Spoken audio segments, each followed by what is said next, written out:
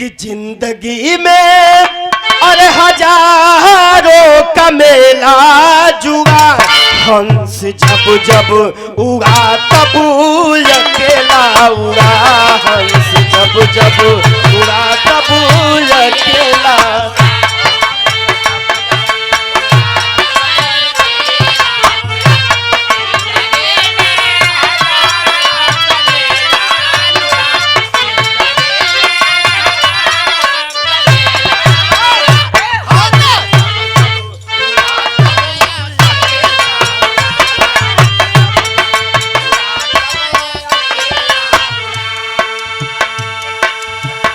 लेकिन भाव में कहना बा, चाहे हमारे घर का बेटी बहन हो, चाहे दुनिया संसार को हो, कहना बा कैसे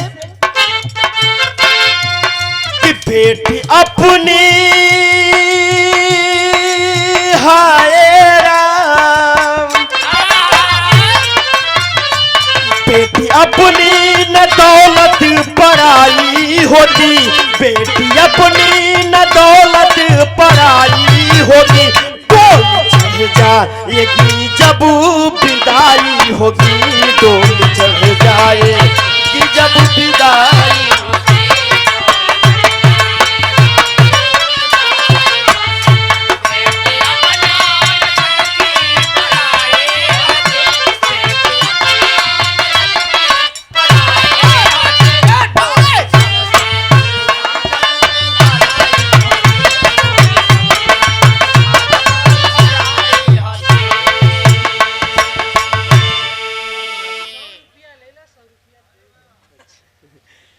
ए देखे 100 रुपए का पुरस्कार हमारे भांजे आप डॉक्टर अमरजीत के तरफ से मिलल। अरे मतलब 100 रुपया बचा रही थे काम दे सुबह के टाइम में।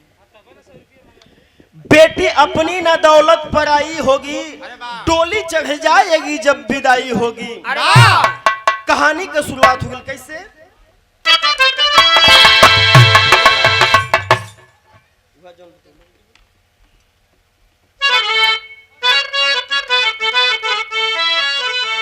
कहना बा, अरे वाह, बाप की मर्यादा है बेटी के करना में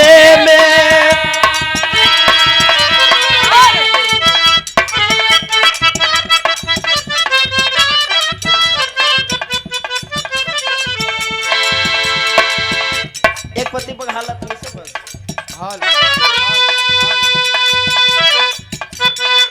बाप की मर्यादा है बेटी के करना में, बाप की मर्यादा है बेटी के करना में, कौन की तरह पिता सींचता जमाने में।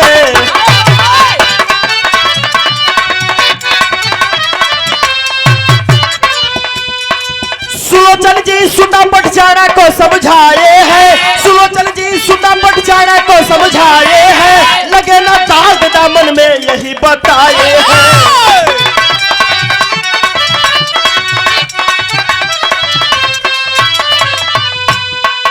सदा पर्दे में रहना कोई देखे पाए ना, सदा पर्दे में रहना कोई देखे पाए ना, तुम्हारे पर गलत नजर कोई उठाए ना।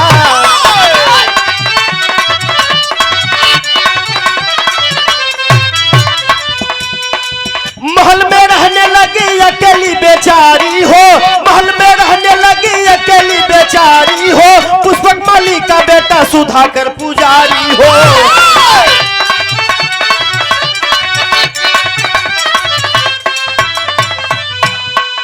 रोज माला देता दोनों में नैने चार हुआ, रोज माला देता दोनों में नैने चार हुआ, कोई जाना नहीं पर्दे के पीछे प्यार हुआ।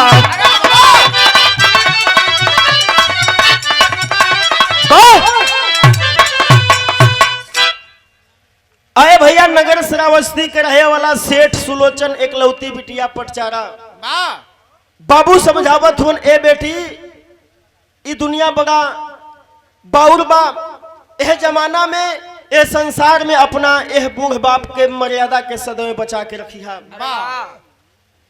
हे बाबू, बिटिया पटचारा बाबू का बात सुन के घर में रहे लगलिन।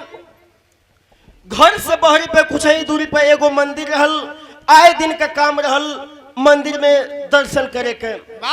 वही मंदिर के बगल में एगो माली नाम का सुधाकर नाम का एगो माली रहल, जो कि प्रसाद माला फूल बेचत रहल।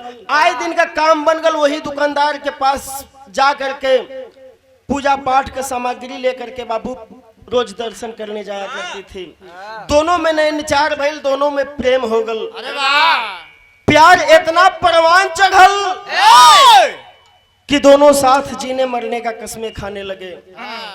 बिटिया सयान भइलिन, सेठ सुलोचन अपना इकलौती बिटिया पटचारा के शादी तय कर दिलन। शादी तय कैलन, बारात सज धज के दरवाजे पे आ गई। ए भैया, जब बारात आइल बा वही समय एगो घटना भी घटल। कौन घटना घटत था मास्टर?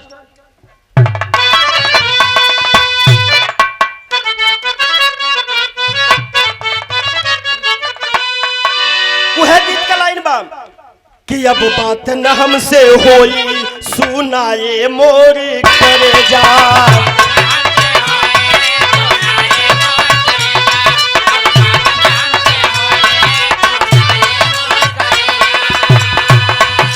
ले बड़ा जवान मोबाइल अपन ले जा।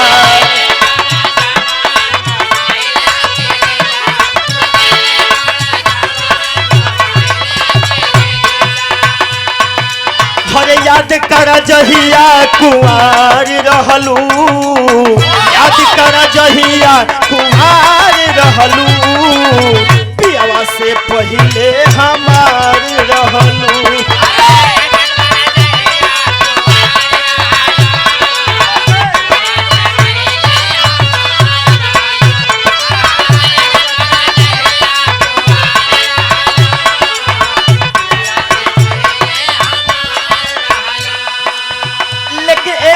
सज धज के बारात दरवाजे पे आइल बा तो कहना बा भइल का, शादी के दिन धरवले सुलोचन जी हर साई।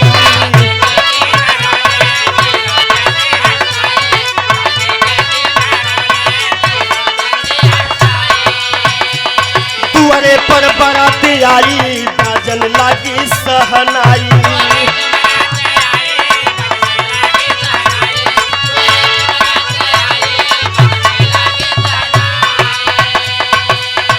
लेकिन त धोखावे कमार भैली, लेकिन त धोखावे कमार भैली, प्रेम संगे दुलही फरार भैली हो।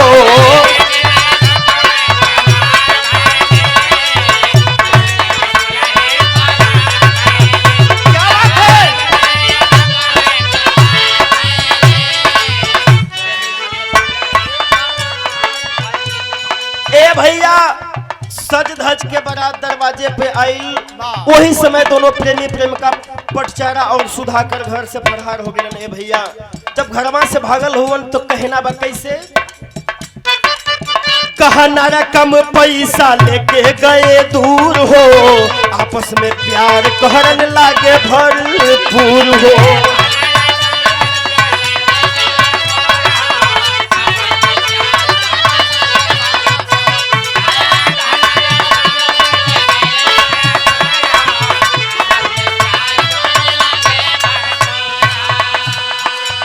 धनवा खत्म भयल चले कोई ना चारा, माली सुधाकर बहनी गईले लकड़ हारा।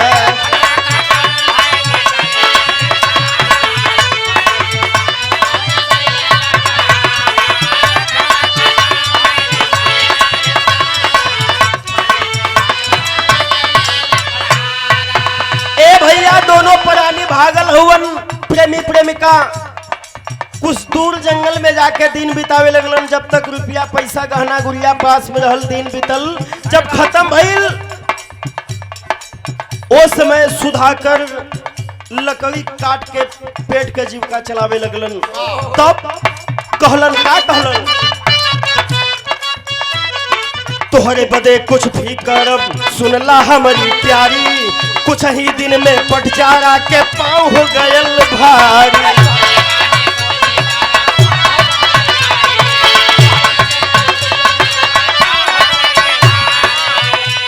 पीड़ा से लाचार भैली, प्रसव पीड़ा से लाचार भइली प्रेमी संगे दुलही फरार भइली।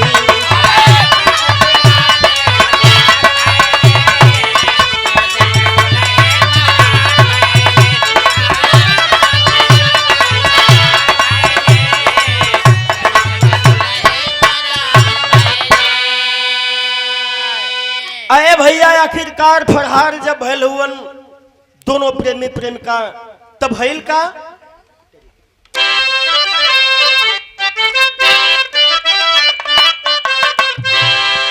कर सपनवा नाही माटी होई है कर सपनवा नाही माटी हो सपनवा नाही माटी होई है तो जीवन नैया खेवे सैया लकड़ी काटी अरे काटी अरे काटी जीवन नैया खेवे सैया लकड़ी काटी सपनवा नहीं माटी हुई है। ए भैया आखिरकार धीरे धीरे दिन बीते लगल तो कहना बा कैसे हर जैसे गर्भवती माई अजान की जंगलावा में अयसिया बहाई जाना मावली लालाना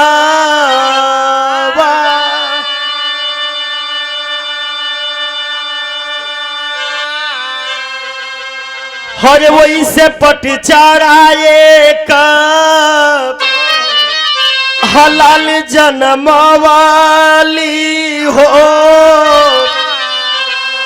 3 साल बीतली गरीबिया में दिला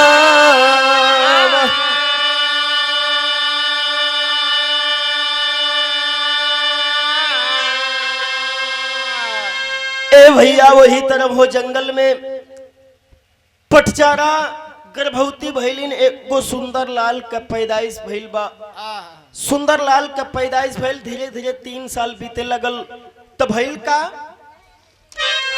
कि हर दूसरा गर्भ धार कैली पटचारा जब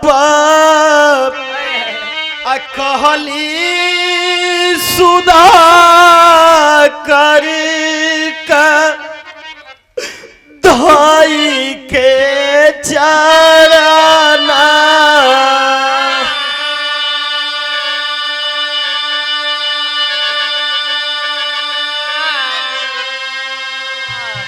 कि इतने विनीतिया बाप तोहा से हमारी स्वामी हम के पठाई देबा बाबा के भावना। ए बाबू वह जंगल में एगो लाल के पैदा कैलिन धीरे धीरे 3 साल बीतल गरीबी में दिन कटत हो बाबू। जब दूसर का गर्भ धारण कैलिन जाके अपना पति सुधाकर के पैरवा पकड़ लेलिन। पैरवा पकड़ के कली हे स्वामी पहिल का बचवा की यह जंगलवा में जन्म दे दिली हो स्वामी, लेकिन अपना दूसर का बचवा के जंगल में जन्म ना दे हमके हमरा नैहर पहुंचा दा हो स्वामी। अहे बाबू इतना बात पति सुधाकर जब सुनलन कहलन कि अरे पागल हमान कौन बढ़िया काम करके आल ही जा कि वहां तू जइबू कौनो मान सम्मान मिली कौनो इज्जत ना हुई। अहे बाबू लेकिन जीत पे अड़ गईलिन। समझावत होन सुधाकर कैसे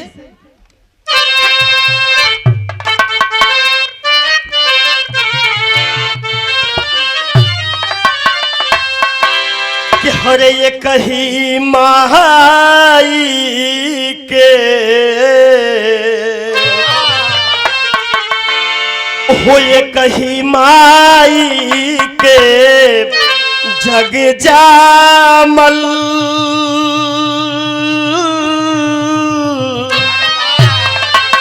ये कही माई के जग जामल केहू सुखिया केहू दुखियारी बा ई भेद बड़ा ही भारी बा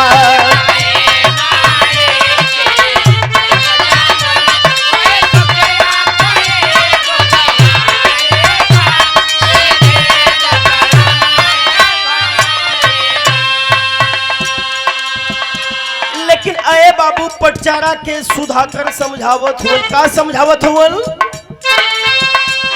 हो ना नाज करा नहीं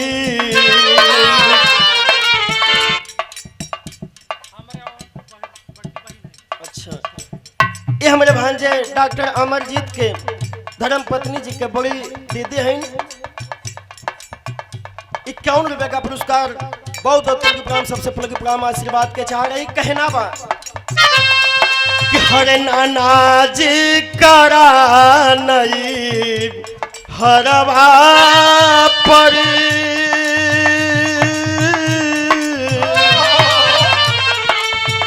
हो नानाज करा नहीं हरवा पर उहवा ना पूछी कोई हो मेहना सुन जिंदगी रोई हो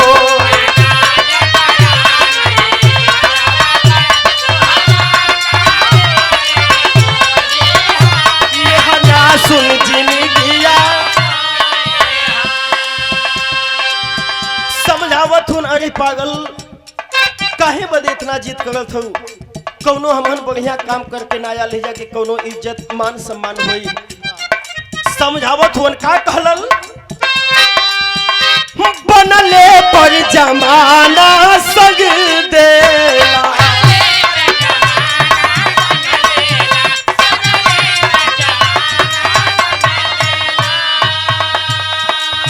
वो बिगड़ले पर कोई न सुध लेला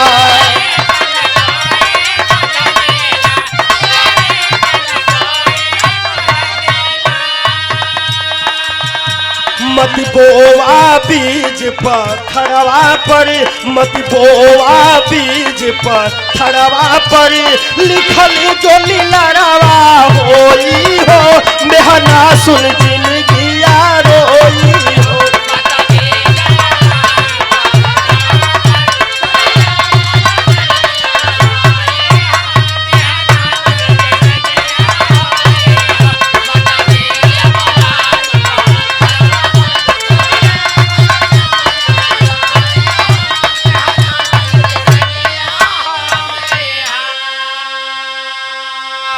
परम पूजनीय परम सम्मानित हमारे गार्जियन हमारे बड़े भैया आप श्री सियाराम भैया की तरफ से बहरवा के धरती से प्रदान भेल बहुत बहुत पल के प्रणाम सबसे पल के प्रणाम बा आशीर्वाद के चाह रही अये बाबू यह बात कहलन कि उहाँ गईले के कोनो जरूरत ना बा अरे जब बनल है तो सब लोग अपन बा तनी से बिगड़ जाला तो केहू अपन ना होला लोग कहेला कि बनले का सार बहनोई हो जगतिया में कोई ना है अपना बनल है तो सब लोग अपन है बिगड़ जाला तो केहू ना लौकेला ये भैया यह बात समझौलन लेकिन पटचारा जीत पे अड़ गईलिन जब जीत पे अड़ल हैं तो भइल का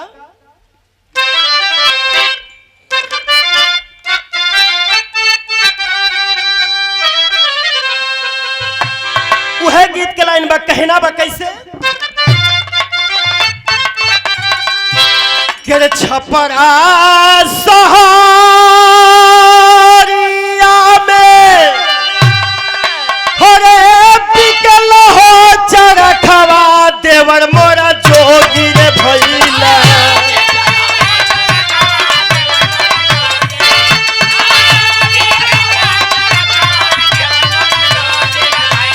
हरे बिकल हो चरखवा देवर मोरा जोगी रे भैला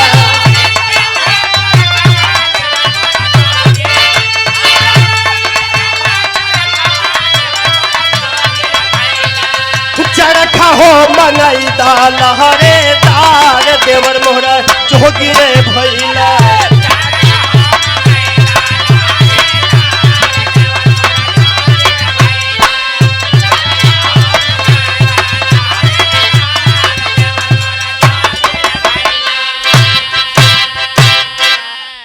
लेकिन अरे भैया जीत पे अड़ल है तो उस समय देखे भइल का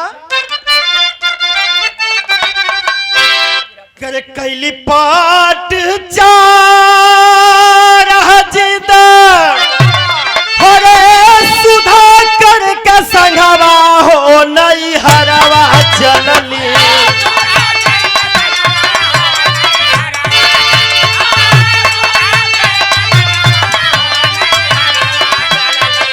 सुधा कर के संघवा हो नई हरवा चलली।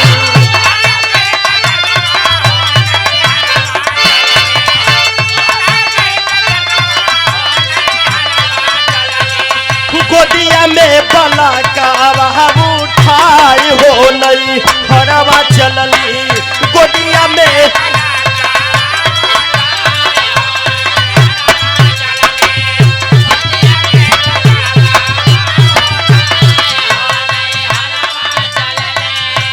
अरे भैया उठा लेहलिन गोद में अपना बेटवा के लेके चल दलिन नैहर की ओर।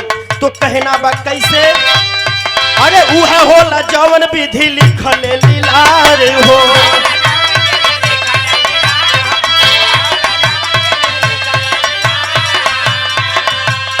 आयल तूफान बन में सब लाचार हो।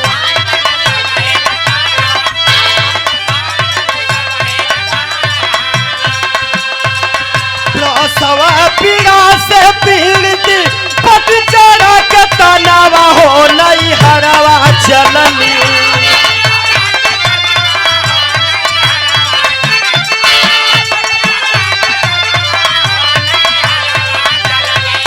गोदिया में बला का उठाई हो नई हरवा चलली। गोदिया में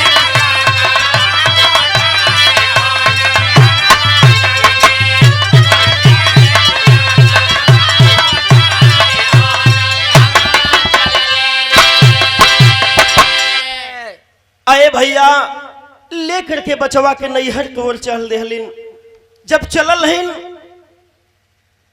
कुछ दूर जब गैलिन तेज आधी तूफान बारिश होखे लगल हो बाबू।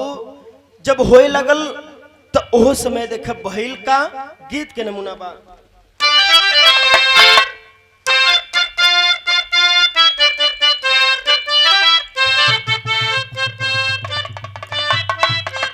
कोनो देवर भौजाई के बीच के बात बा। देवरवा सवाल केले बा अपना भौजाई से कहलस का कहले बा कि हर भौजी सगहरी ना हो। अरे भौजी सगहरी चुनरिया चटकार या चरवा काहे धूमिल भइल हो।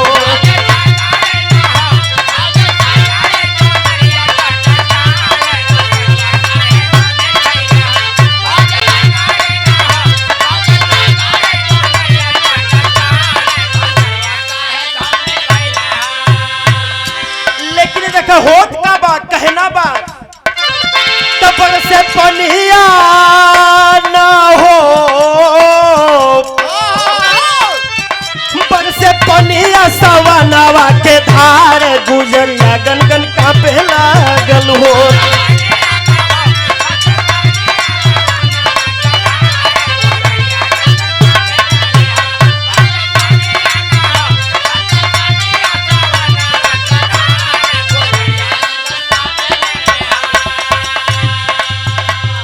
भैया तेज आधी तूफान बारिश होखे लागल। दोनों प्राणी अपना ओ बचवा के लेके भीगल हुवन बाबू कांपे लगलिन। औरत पेट से गर्भवती भी बाइन। तब कापे दूल्ही के काया कापे दूल्ही के।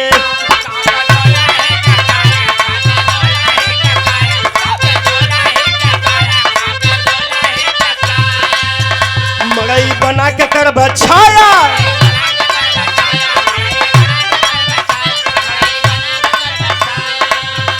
दूर जाके काटे हो दूर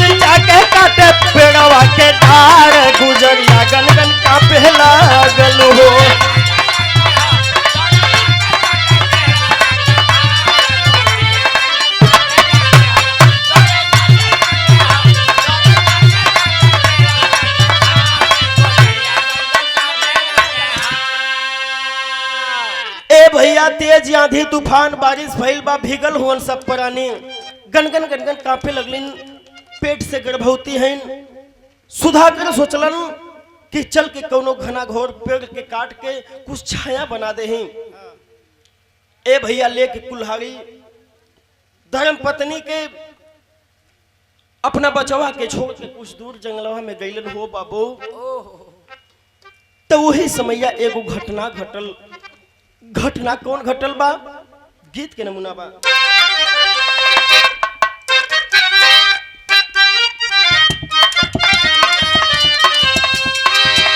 वह गीत के लाइन बा, कहना बा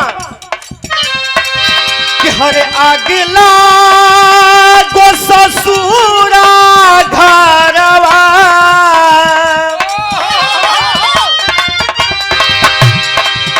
अगला गो ससुरा घरवा, जरी जा गहनवा ये सखी।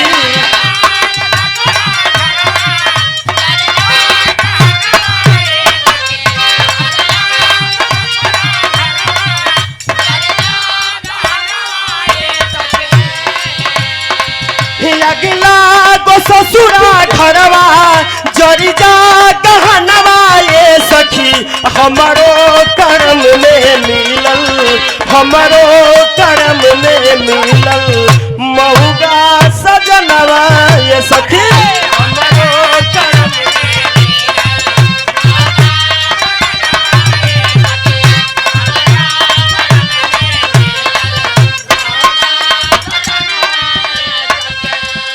लेकिन भाव में कहना बा, कुल्हाड़ी लेके पहुंचल हुवन जे वही एगो पेड़ का डाल कटलन बाबू। वही समैया घटना घट गल। का घटल बा?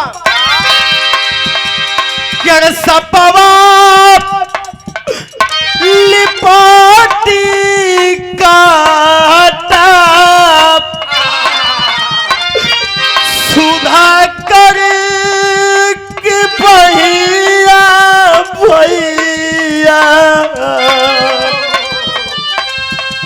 अरे प्रसव पीड़ा में वो हर अजोहेले दुलहिया भैया। ए बाबू जे वही पहला कुल्हाड़ी मरलन, एगो जहरीला सर्फ आ करके बाबू बाह में डसले बा। जब बहिया में डसल हो बाबू, भइल का? सुधाकर पेड़ावा से सही के भारी दुखारा,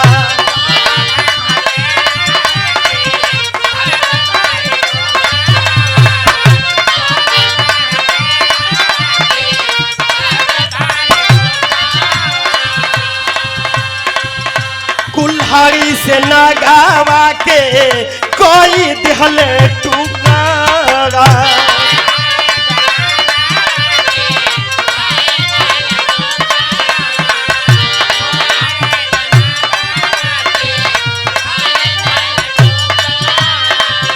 अपने भी मोहरी गईला, टूटली सनहिया भैया।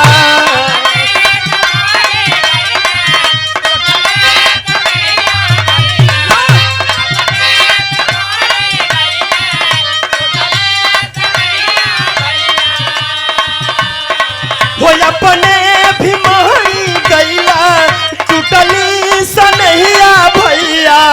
कसौ पीड़ा में वो हरी ए भैया अपने भी मरल हुवन, पूरा शरीर में जहर भेंगल है बाबू। मुहवा से गाज फेंक के मर गईलन। जब मरल हुवन तो कहना बा कैसे? कसौ पीड़ा में वो हर जोहेले दुलहिया भैया। कसौ पीड़ा में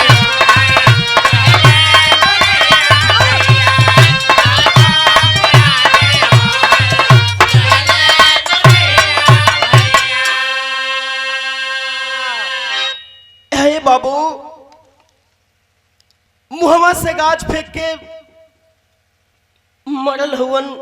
वही कुल्हाड़ी से नाक के भी टुकड़ा केलन, नाक भी मर गए, अपने भी मर गलन। कुछ समय जब बीतल धर्म पत्नी पटचारा अपने पति का राह देखत देखत थक गईलिन हो बाबू। यहर कसो पीड़ा का दर्द उठल बा, लेकर के अपना बड़का बेटवा के चल पति के खोजे खातिर। खोजत खोजत जब पहुंचलिन अपना पति के पास हो बाबू, देख करके लसिया धड़ाम से गिर गईलिन हो बाबू, छाती पीट के रोवे लगलिन। हे विधाता, ये हमारा कर्म में का लिख दिया मालिक। और ये जंगल में किसी तरह पेड़ के बेच के, डाल के बेच के, लकड़ी बेच के अपन पेट का जीविका चलावत रह जा। आज वो हमरे पति के छीन लेला। हाय एगो बचवा के लेके हम कहाँ जाब, कैसे जियाई खियाई। अहे बाबू, लेकिन विधि का विधान के टाल सकेला। पति के लाश के वही जंगल हमें छोड़ के हो बाबू जाए लगलिन। कुछ दूरिया जब गईलिन पिछवा मुड़ के देखत हन पति का लसिया के सियार या के नोचे लगलन हो बाबू। सियार पति के लाश के नोचत हो, लेकिन पटछाड़ा कुछ न कर पौली हो बाबू। चल गईलिन, जब गईलिन तो ओ समय बहिल का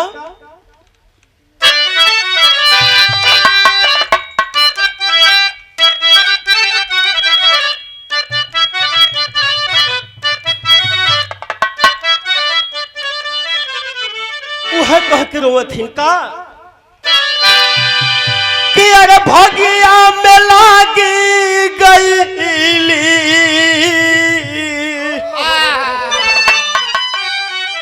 कि अरे भगिया में लागी गईली, आगिया न हो नैया पगल मजेदार।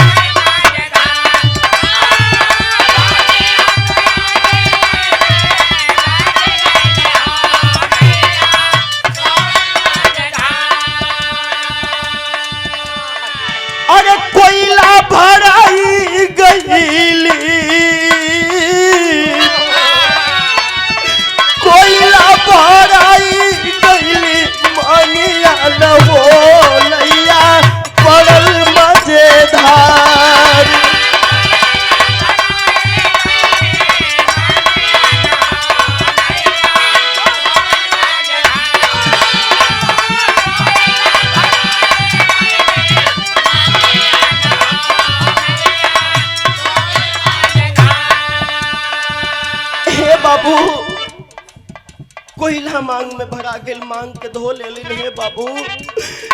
तब तक जौन दूसर का कसो पीड़ा जौन होत रहल बाबू, दूसर को बचवा पैदा हो गई। दूसर को बचवा पैदा बहिल हो बाबू, खून से लथपथ वो बचवा के साड़ी में लिपेट के नैहर की ओर एगो बचवा के गोद में लेके एक बचवा का उंगली पकड़ के टहलावत चल दिलिन हो बाबू। जंगली इलाका रास्ता पकड़ के जात हन, तब हिल का कहना बा कैसे। बचवन के लेके चलली नैहर नगरिया,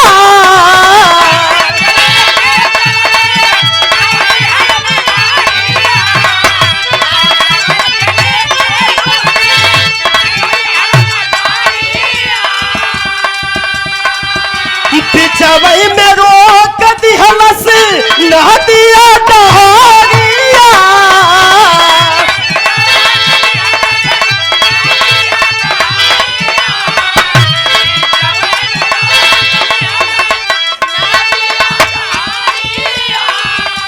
के धोई दर्द दिल का दागिया न हो नैया पगल मजेदार।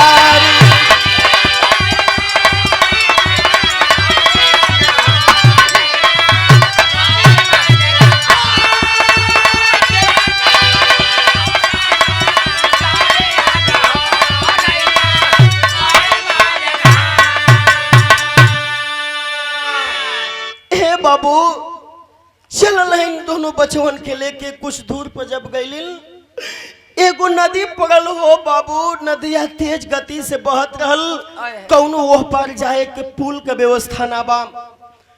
माई सोच गई कि दोनों बचवन के पारी के पार नदिया ओह पार कर दे, ओकरे बदवा चल जाई। ए बाबू माई इज्जत चूक कर देहलिन हो बाबू।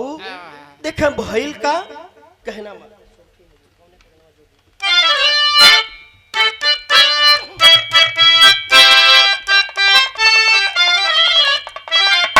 वह गीत के लाइन बा कहना बा कैसे कि हरे कवने कारणवा जोगी पानी कैला जोगी आया रे पानी कैला जोगी हो।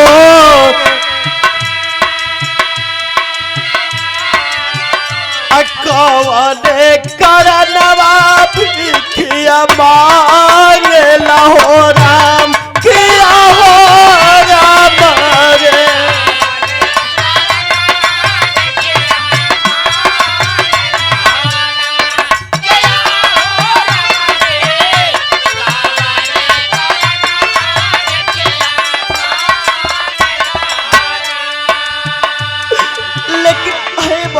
माई जब नदी के पास पहुंचली दोनों बचवन के लेके, माई इज्जत चूक कर दिली। माई सोच गई कि पारी के पारा बचवन के नदिया वो पार डका दे और फिर हम चल जाई। ये बाबू मतारी यह सोच के देखे कैलिन है का कैलिन। बड़ा का बेटा आके धीरा जाधारा वाली अरे धीरा जाधारा वाली।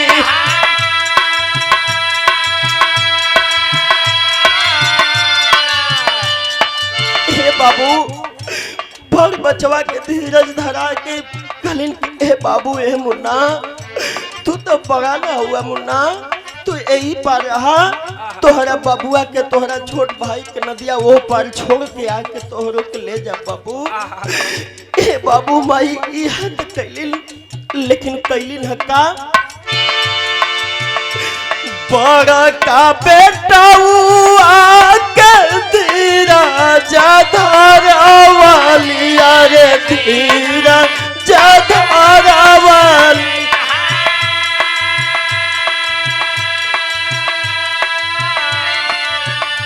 छोटा काके कैली वो पारलू राम किया हो राम रे।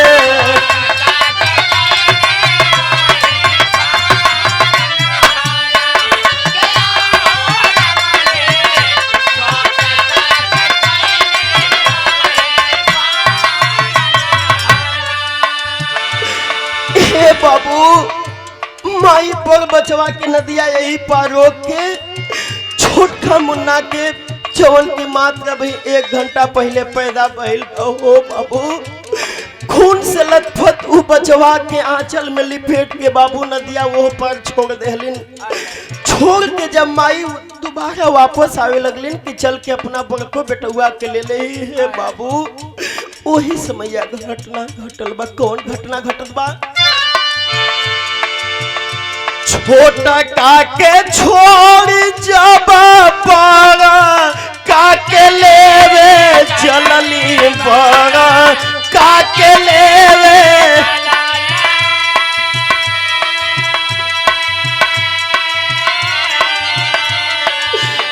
ये बाबू छोट बचवा के छोड़ के बड़ बचवा के लेवे बदे चल दिलिन। तब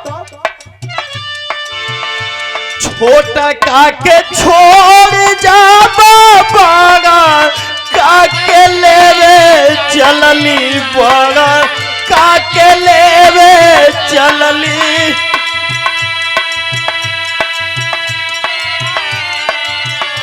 छोटा का पर किधियक कैलसुवार राम किया हो राम रे।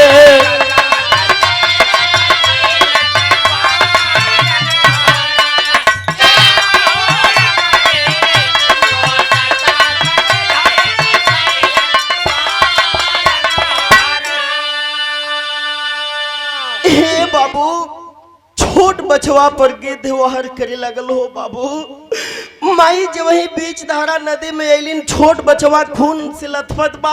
एगो गिद्ध देखलस, सोचलस कि कोनो मांस बा, आकर के नोचे लागल हो बाबू।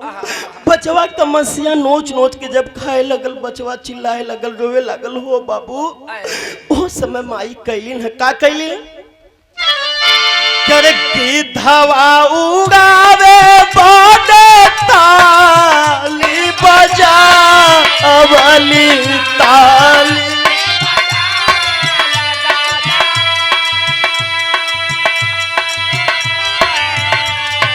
ए बाबू यही तो चूक हो गई। चूक कौन हो बा? बचवा सोचा था कि माई तलिया बजावत है, बड़ बचवा सोचलस कि माई हमके बुलावत बा। कैलस से का कैलस,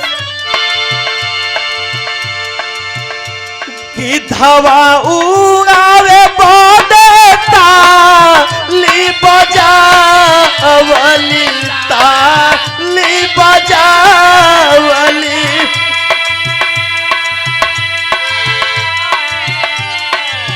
लेकिन बड़ बेटवा सोचलस का सोचलस, अब बड़ा का समझलस माई हम के बोला अवली हम के बोला।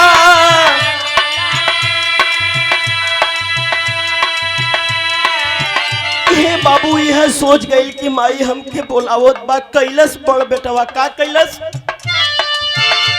पानिया में हेल गयल नदी या में बह गयल नदी या में बह गयल। अरे किया हो रामा रे, हर छोट का गिद्धवा दिहलस मारलू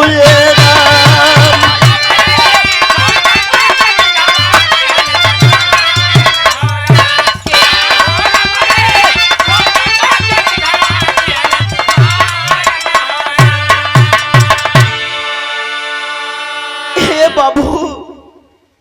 माई के अखिया के समनवा एगो बछवा नदिया में बह गई। छोट बछवा के गिद्धवा नोच नोच के मुआ देलस हो बाबू। माई कुछ ना कर पौली हो बाबू, माई कुछ ना कर पौली। लाचार विमर्श हुआ, पागल हो गई। पटचारा अपना नैहर की ओर पहुंचलिन। तब भइल का,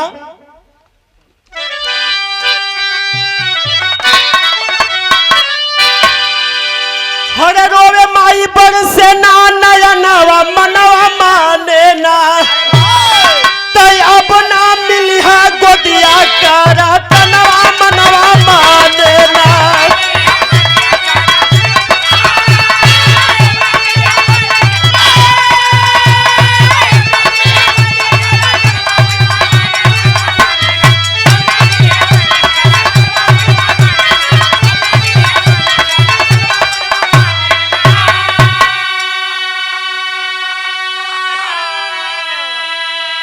रोवे माई बरसे ना नयनवा मनवा माने ना। त अब ना मिली है गोदिया कर तनवा मनवा माने ना। भइल का, हर गईली नैहर के पजरा आ एक दादा मिले पुरनिया हो। तरोरो के पटचारा अपन आ कहली कुल कहानिया हो। कहे दादा के मत जानिज भवनवा मनवा माने ना। वापस चली जा बेटी माना कहनवा मनवा माने ना। अहे बाबू जब अपना नैहर के ओर पहुंचलिन, ऊपर चढ़ा पागल के बेहेस में हो बाबू। एगो पुरनिया दादा दिखाई देहलन। 51 रुपए का पुरस्कार हमारे बड़ी दीदी की तरफ से बहुत बहुत पलगी प्राम, सबसे पलगी प्राम आशीर्वाद के चाह रही। अहे बाबू एगो पुरनिया दादा भेटाई देहलन।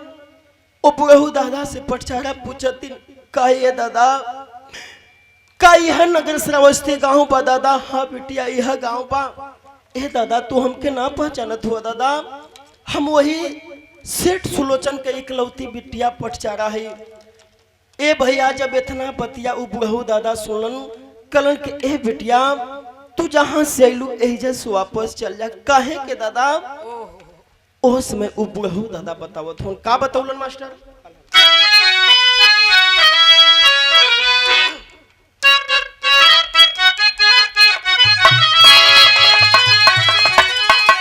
कि हाय राम कर विधि का विधान कोई और बदले न पावे बिटिया। होनहार जगह में सकना कोई टाल।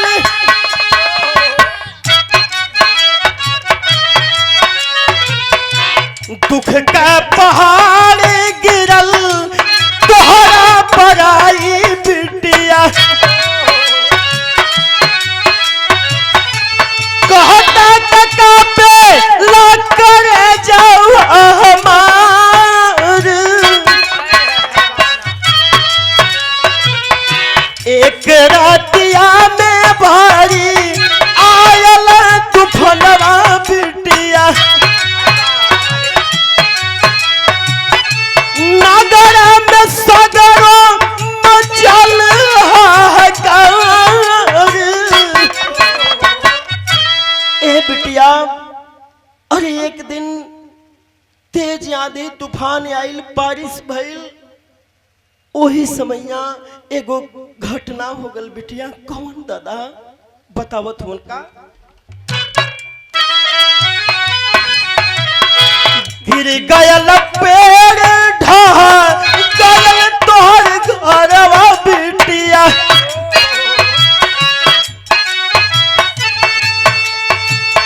दब के मारी गईल माय बाबू तोहर। ए बिटिया अरे एक दिन ऐसन आंधी आइल बारिश भइल कि एगो पेड़वा टूट के तोरे घरवा पर गिरल रे बेटिया। तोर बाबू माई वही में दब के मर गिलन। आई हो बाबू जब इतना बतिया पटचारा सुनलस रोवे लगी। हे विधाता हमरा कर्म में का लिखला? पति छीन लेला कुछ हो ना बोली। बुढ़ौती का सहारा दूगो लाल के छीन लेला तब कुछ हो ना कली हो मालिक। अरे अंतिम समय में अपने माई बाबू का चेहरों तक ना देखे दिला हो स्वामी। अरे बाबू पागल हो गई पटचारा रोवत है। कैसे? सुनली पटचारा माई बाबू का मरनवा बिटिया। पागल हो गईला कटैला करतार। फाड़ी फाड़ी फेंक दिहली तनवा के वसनवा बाबू। गली गली घूमे लगली होई के बुघार।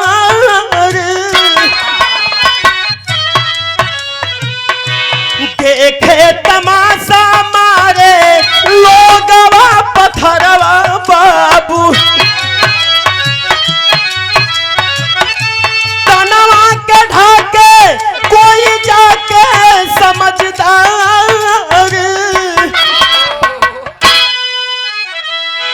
ए बाबू पागल होके गली गली घूमे लगलिन। ईंट पत्थराव लोग करे लगलन।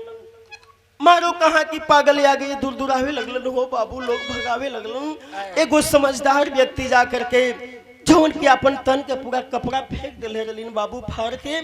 नंग वस्त्र में गली गली घूमत रहलिन। एगो समझदार व्यक्ति जा करके चादर लुपेट के कलन। ए बिटिया तू एजा से कहीं दूर चल जा बिटिया। अरे बाबू तो आखिरकार गईलिन कहाँ? कर अरे घुमता घुमाता पगली गई जेत बनवा बाबू।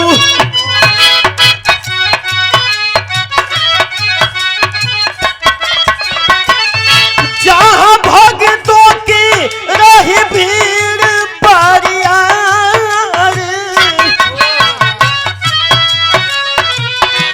भगवान बुद्ध उपदेश देते रहले बाबू।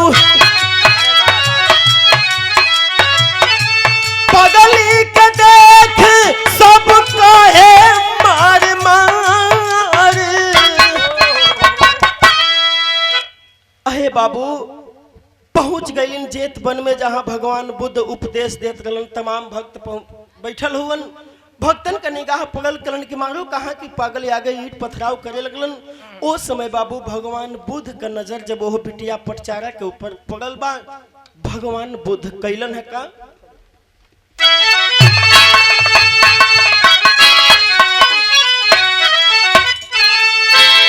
भगवान बुद्ध अकुल पूजा बतिया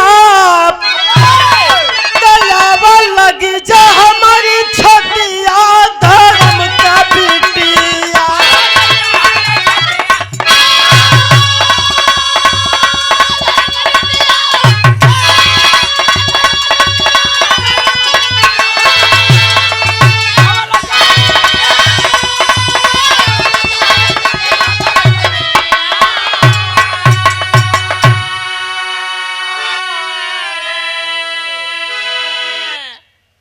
आए बाबू भगवान बुद्ध पास बुला करके कैलन है का कैलन रखे माथ पर हाथ।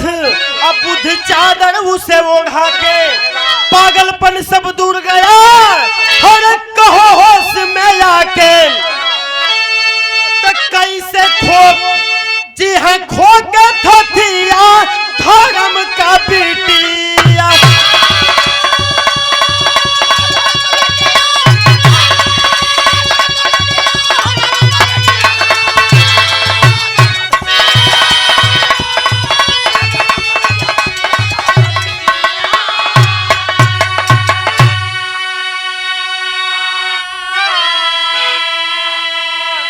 रखे माथ पे हाथ बुद्ध चादर उसे उठा के पागलपन सब दूर गया कहो होश में आके कैसे जी है खोके थथिया धर्म का बिटिया।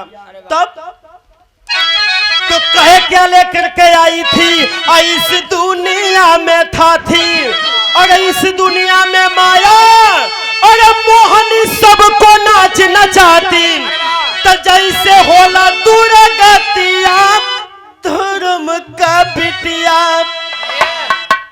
अहे बाबू भगवान बुद्ध जी कलन क्या लेकर के इस दुनिया में आई हो, क्या लेकर के जाओगी? नहीं तो कोई कुछ लेकर के आया है, नहीं कोई कुछ लेकर के जाएगा। तब ज्ञान तत्व की जल गई ज्योति गई चली लिपटाई बन के भिक्षुड़ी भक्ति के हर रंग में वह गई रंगाई आखिर पा गई मुकुतिया धर्म का बिटिया।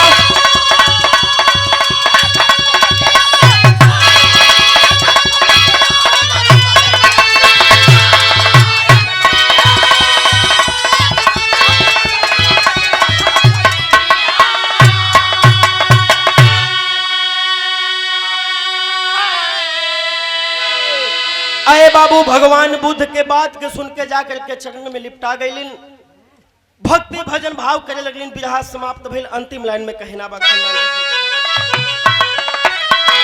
गुरु बिहारी गुरु गणेश गुरु रामलाल गुणकारी स्वर्ग बस गए चंद्रिका कवि अब बच्चन जी बने पुजारी।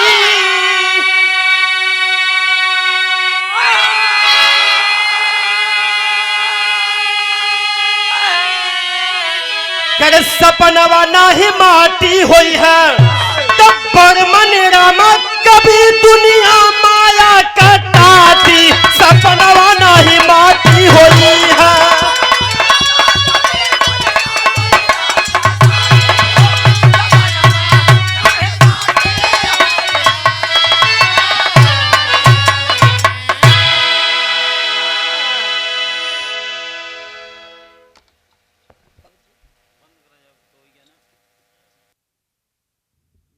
बेटी नहीं है ना